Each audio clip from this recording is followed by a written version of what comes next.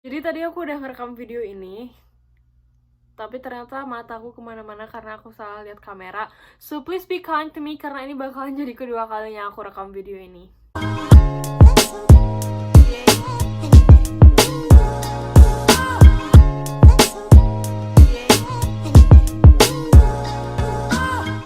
Hey Cheesecakes, welcome back to my YouTube channel. Dan hari ini aku mau ngomongin tentang coronavirus yang sudah viral selama sekitar 1 bulan ini.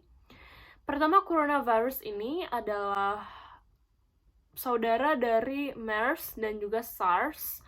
Dan itu sendiri dulu sudah cukup menggemparkan. Banyak orang yang bilang katanya coronavirus ini overreacted dari orang-orang di sekitar, karena virus ini sebenarnya 96% katanya orang akan sembuh, 80% itu sembuh dengan tanpa bantuan medis. Itu setahu aku mau kasih sedikit disclaimer di sini, aku hanya orang awam. Aku tahu semua informasi ini dari WHO ataupun platform di internet yang menurut aku terpercaya. Kalau kalian mau lihat referensi video lain, kalian bisa lihat ke videonya Sasha Stevenson juga karena dia baru bahas tentang coronavirus, atau bisa lihat ke video-video di tempat lain juga. Dan ini adalah tips-tips dari aku untuk selamat dari coronavirus. Let's get started. Pertama adalah do not panic. Jangan panik. Panik sendiri itu banyak versinya. Mungkin ada yang bilang kalau kayak gini tuh, oh itu nggak panik. Ada yang bilang kayak gini, oh itu panik gitu. Jadi semua orang punya definisi panik sendiri-sendiri, dan itu bisa dibilang panik adalah sesuatu yang abstrak. Tapi menurut aku tidak boleh panik sendiri adalah jangan beli masker terlalu banyak. Jadi stop beli masker, itu benar-benar useless, dan aku akan bahas lagi nanti.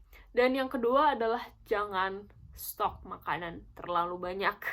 Kalian boleh stok makanan, aku sendiri mau stok makanan mulai dari sekarang sedikit aja, karena mungkin nanti ketika aku lagi sakit dan gak bisa keluar, ataupun kalau ternyata lagi waktu isolasi gitu, orang misalkan tiba-tiba di Belanda ini tidak boleh ada orang keluar, karena di Belanda sendiri sudah ada 38 orang yang terkena coronavirus.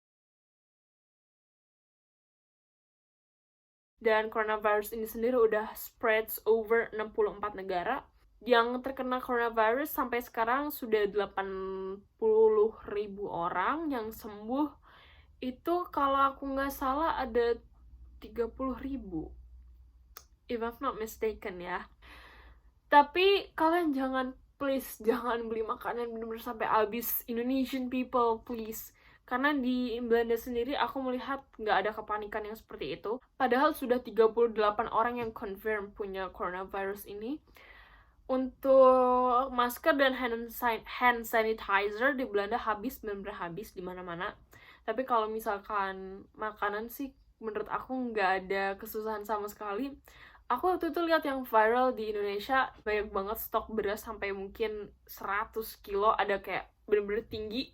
Ini kayak apa, cartwheelnya itu, apa sih dorongannya itu bener-bener sampai tinggi ke atas. Gila, menurut aku itu bener-bener gila, itu bener-bener overreacting, di mana-mana habis makanan. Waktu itu udah sempet diangkat oleh Rachel V-nya juga, kenapa jangan lakukan hal itu. Pertama, nanti akan ada inflasi, dan kedua, kasihan orang-orang yang bener-bener butuh makanan. Terutama kalau misalkan harga jadi inflasi, terus orang-orang ini tidak mendapat gaji lebih, nanti banyak orang yang akan kelaparan. Dan kelaparan sendiri menurut aku adalah suatu hal yang lebih serius daripada coronavirus. Banyak sekali penyakit yang lebih serius. Misalkan kalian stok mie banyak banget, kalian makan mie, kalian bisa kena tifus, kalian bisa kena usus buntu, dan lain-lain lagi. Jadi just stop, okay? Kalian harus makan makanan yang bergizi. Kedua, nyambung ke stop beli masker tadi. Kenapa kalian tidak boleh membeli masker terlalu banyak? Karena takutnya nanti stok habis. Seperti yang kalian tahu, memang sudah habis di Indonesia. Bahkan banyak orang yang katanya nimbun masker. Dan ini bener-bener menurut aku cukup lucu gitu. Pertama gini, kalau misalkan kalian terlalu banyak beli masker, orang-orang yang butuh tidak akan dapat. Contohnya adalah dokter dan pasien coronavirus sendiri, ataupun pasien yang misal sakit kanker terus perlu dioperasi kan perlu dokter. Dokter kalau misalkan mengoperasi orang lain, misal surgical doctor, dia harus pakai masker in case dia spit atau dia bersin atau dia pilek atau something else. Masker ini digunakan dokter, surgical doctor, buat kasih perlindungan ke pasien. Jadi bisa dilihat dari case ini aja, bukan dokter tidak mau tertular oleh pasien, tapi malah lebih ke dokter itu nggak mau pasiennya yang tertular oleh dirinya. Jadi bisa dilihat bahwa yang harus diutamakan untuk memakai masker adalah orang yang sakit dan bukan orang yang sehat. Kalian boleh beli stok masker, kalian boleh beli masker, tapi please jangan berlebihan. Bisa digunakan masker ini kalau misalkan kalian sakit, atau misal di sebelah kalian ada orang yang sakit dan kalian mau kasih perlindungan. Tapi untuk pakai masker bener-bener kemana-mana itu nggak perlu sama sekali. Dan yang aku rasakan juga, aku personally itu merasa kita belum bisa menggunakan masker dengan benar.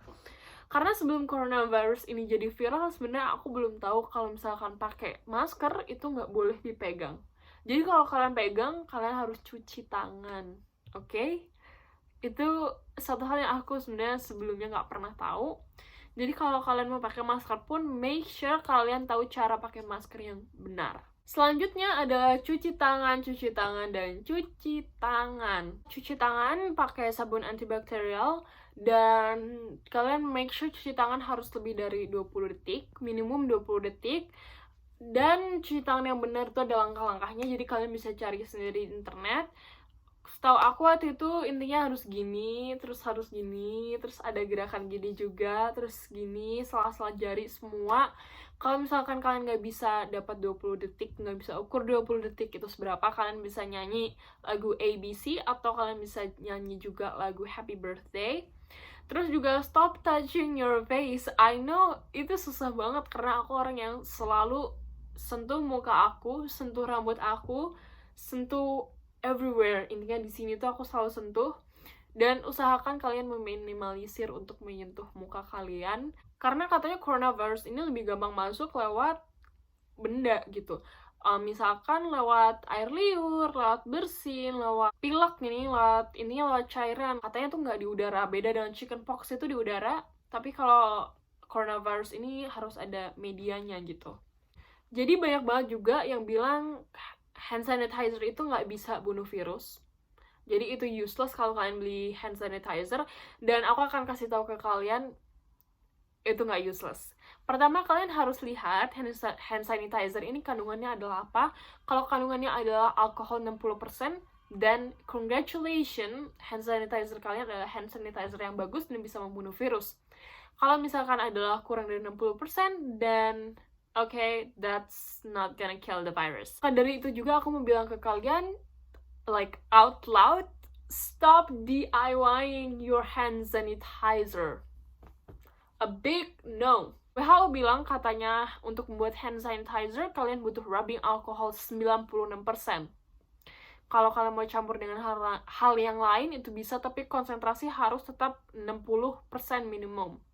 Aku lihat kemarin dari Instagram orang lain, dia punya followers mungkin 7.000 if I'm not mistaken, dan dia bikin hand sanitizer tapi nggak kasih tahu rubbing alkoholnya harus berapa persen. Karena kalau misalkan kalian rubbing alkoholnya 70% dan kalian campur dengan bahan-bahan lain, bisa jadi konsentrasinya nggak sampai 60%, dan itu yang membahayakan. Takutnya kalian merasa sudah aman ya gitu, sudah aman dengan DIY hand sanitizer kalian ini, merasa sudah aman, udah gitu, udah cukup deh gitu, udah ini kan bagus hand sanitizer, pasti kan membunuh semua virus. Padahal DIY hand sanitizer kalian ini gak mengandung alkohol, rubbing alkohol 60%. Jadi menurut aku yang lebih baik adalah kalian pakai saja rubbing alkoholnya sendiri. Kadang-kadang kayak bersihkan semua tempat. Sekolah aku hari ini ngadain bersih-bersih ya, semua tempat dibersihkan. Jadinya intinya dilap, dan juga tangan kalian, kalau bisa kalian beli baby wipes, kalian kasih alkohol, kalian tunggu buat alkoholnya buat soak into the wipes, dan nanti bisa kalian pakai. DIY hand sanitizer I would not recommend, terutama kalian kalau nggak ngerti tentang konsentrasi. Kalau kalian hanya orang awam, apalagi orang-orang yang bener-bener nggak tahu soal IPA, just don't, okay? Don't do this DIY hand sanitizer. Tips terakhir dari aku adalah isolasi diri atau jaga jarak. Anyway, aku ada buku di sini, jadi that's why I'm looking down. Pertama, kalau sakit lebih baik kalian jangan keluar, terus hindari bersentuhan tangan dengan orang, jaga jarak dengan orang yang sakit, dan tadi bersihkan tempat, bersihkan. Karena coronavirus ini katanya bisa bertahan 4 hari on your phone, okay?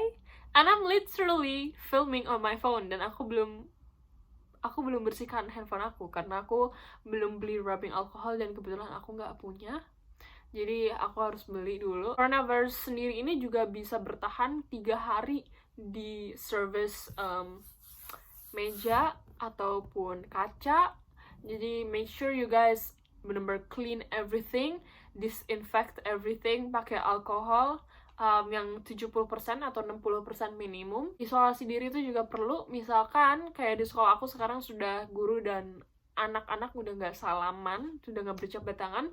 Jadi menurut aku ini adalah langkah yang bener-bener bagus karena bener-bener mengeliminasi penyebaran dari virus ini sendiri. Karena yang sudah aku katakan tadi bahwa virus ini perlu sarana gitu, akan lebih masuk kalau perlu sarana. Sarananya ya adalah tangan kalian gitu. Make sure kalau kalian ngapa-ngapain pakai siku kalian, atau juga yang harus kalian perhatikan adalah kebersihan baju. Kalau kalian habis ke tempat umum, baju udah sekali pakai aja.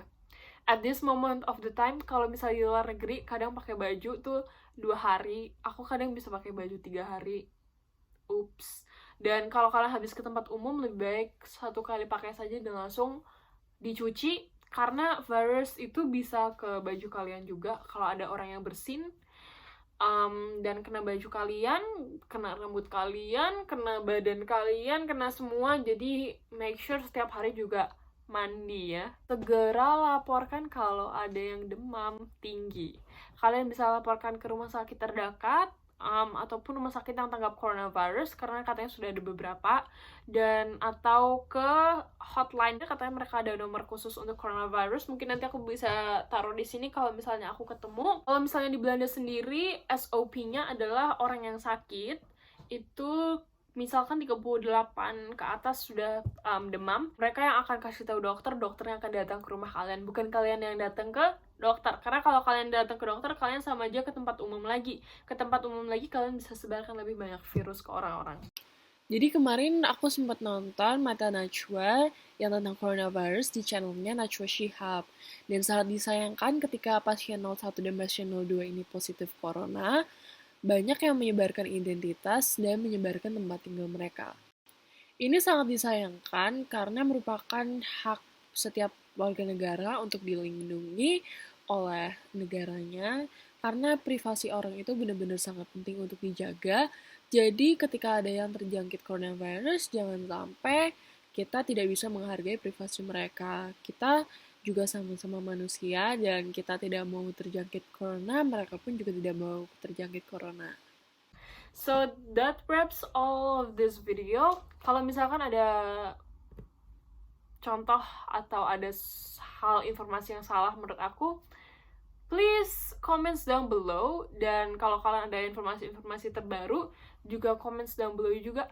So I hope you guys all safe, stay healthy, and bye cheesecakes. I will see you guys in my next video. Ciao!